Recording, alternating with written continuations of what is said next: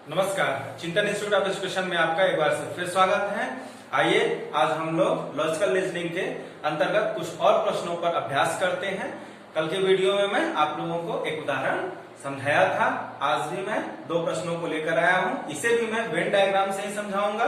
तो net first paper की तैयारी करने वाले जितने भी स्टूडेंट हैं वह निश्चित ही इस वीडियो को देखें। उनको इस वीडियो को देखने से निश्चित ही समझ में आएगा कि इस प्रकार के जो प्रश्न हैं उनको आप कैसे सॉल्व करेंगे। आज जो मैं लेकर के आया हूं, आप यहाँ देखें, मैं दो प्रश्न लेकर आया हूं, दोनों एक ही प्रकार के हैं। देखिए, पहला जो हमारा प्रश्न है उसमें जो कथन है, दो कथन दिए गए हैं। पहला है हमारा सभी आम गाजर हैं, यह आप देखेंगे एक प्रकार का तर्कवाक्य है। दूसरा सभी गाजर मूली हैं, ये भी एक प्रकार का तर्कवाक्य है। और निष्कर्ष, दो निष्कर्ष दिए गए हुए हैं।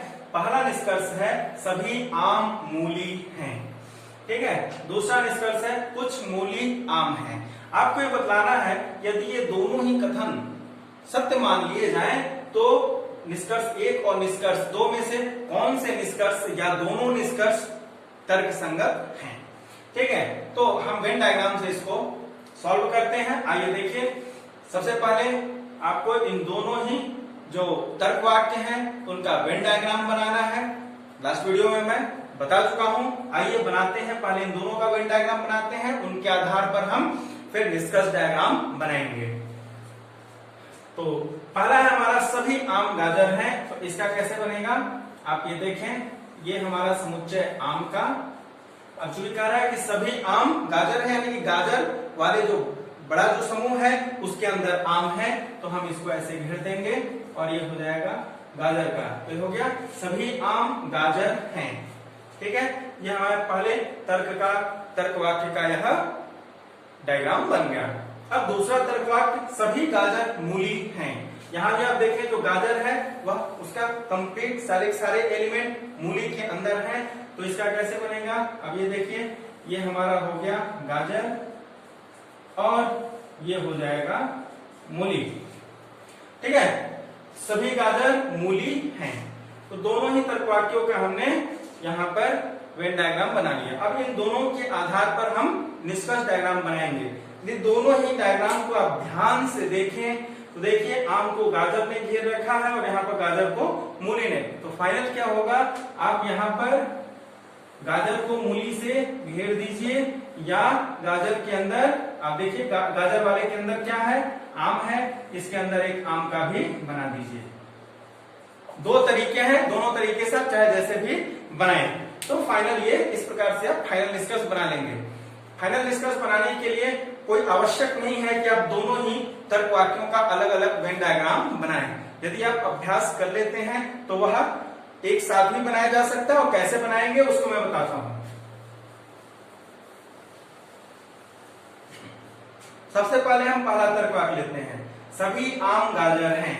तो ये हमने बना लिया आम, फिर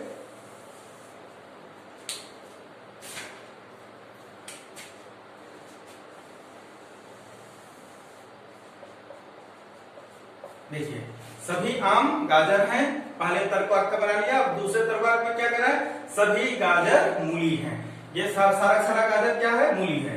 तो ये तुरंत आपका फाइनल निष्कर्ष डायग्राम बन जाएगा, ठीक है। आप यहां देख सकते हैं सभी आम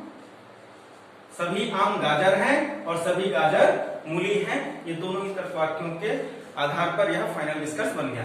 अब फाइनल निष्कर्ष डायग्राम तैयार हो गया हमारा।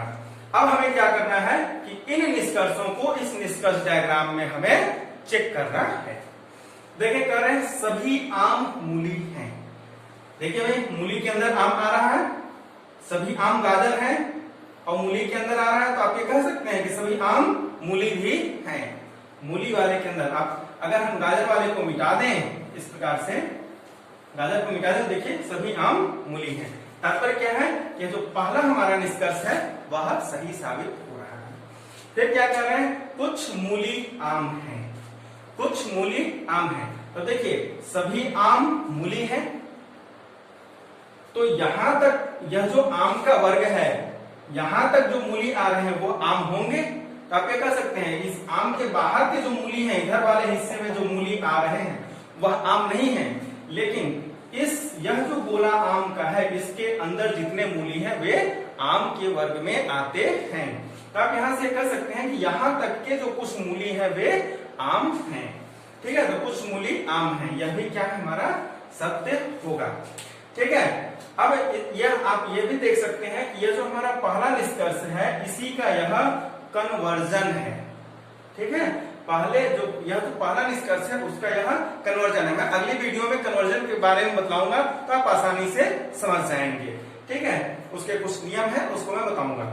तो पहले वाले निष्कर्ष का यह कन्वर्जन है, इसलिए आप डायरेक्ट भी कर सकते हैं। यदि यह हमने देख लिया कि यह सही है तो हम सीधे भी कर सकते हैं कि दोनों सही होंगे, क्योंकि कन्वर्जन किसी भी एक तर्क वाक्य का जो कन्वर्जन होता है अगर पहला सत्य है तो उसका कन्वर्जन भी सत्य होता है।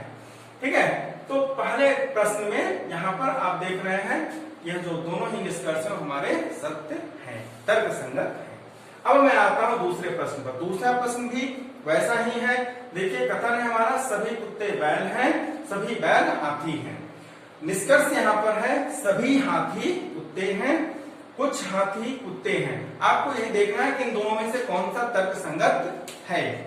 तो आइए सबसे पहले हम वेन डायग्राम बनाते हैं। इसका निष्कर्ष वेन डायग्राम बनाते हैं, डायरेक्ट ही बनाते हैं हम। सभी कुत्ते बैल हैं, ये हमने बनाया कुत्ते। ठीक है, क्या कह रहे हैं सभी कुत्ते बैल हैं, तो कुत्तों को हम किससे घेर देंगे, इसे हम घेरेंगे बैल से, बैल के वर्ग से हम इसको घेर देंगे। ठीक है, सभी कुत्ते बैल हैं। अब दूसरा कथन क्या कर रहा है, सभी बैल हाथी हैं। सारे के सारे बैल कहाँ है, हाथी वाले जो वर्ग है उसके अंदर, तो हम इसको हाथी से घेर देते हैं। तो ये हो गया हमारा तैयार निष्कर्ष डायग्राम। ठीक है, इन दोनों ही तर्क वाक्यों के आधार पर आप जान सकते हैं सभी कुत्ते बैल हैं। देखिए, सभी कुत्ते बैल हैं और फिर सभी बैल हाथी हैं, सभी बैल हाथी हैं। इसका डायग्राम में दोनों ही तर्क वाक्य आ रहे हैं। अब हम निष्कर्षों को चेक करते हैं। पहला है सभी हाथी कुत्ते हैं। अब देखिए, यहाँ पर सभी हाथी कुत्ते होने के लिए कुत्ते का जो वर्ग है हाथी के बाहर होना चाहिए। अब देखिए, थोड़ा भी कंफ्यूजन हो तो निष्कर्ष वाले का ही डायग्राम बना लीजिए। निष्कर्ष का डायग्राम क्या बनेगा, सभी हाथी कुत्ते हैं तो ये हाथी और इसको घेरता हुआ कुत्ता। ठीक है, सभी हाथी कुत्ते हैं, लेकिन यहाँ पर हम देख रहे हैं कि कुत्ते के वर्ग को हाथी के वर्ग ने घेर रखा है। कुत्ते का वर्ग हाथी के अंदर आ रहा है, लेकिन यहाँ पर ये जो कुत्ता वर्ग है उसके अंदर हाथी का वर्ग, हाथी का समुच्चय आ रहा है, यानी कि दोनों क्या है, जस्ट विपरीत हैं। तो यह कथन हमारा क्या है, सभी हाथी कुत्ते हैं, यह गलत है। यह क्या है, गलत है। ठीक है ना, ये चीजें हैं। अगर यहाँ पर दिया रहता सभी कुत्ते हाथी हैं, सभी कुत्ते हाथी हैं, वो सत्य होता, लेकिन सभी हाथी कुत्ते हैं यह गलत है। अब आते हैं हम दूसरे निष्कर्ष पर, कुछ हाथी कुत्ते हैं, कुछ हाथी कुत्ते हैं। अब देखिए, कुत्ता यहाँ पर है, कुत्ता का वर्ग यहाँ पर है, तो यहां तक के जो हाथी होंगे, अगर हम इसको बैल वाले को हटा दें, इमिटेटर को, तो अब देखें इससे क्या निष्कर्ष निकल रहा है, सभी कुत्ते हाथी हैं।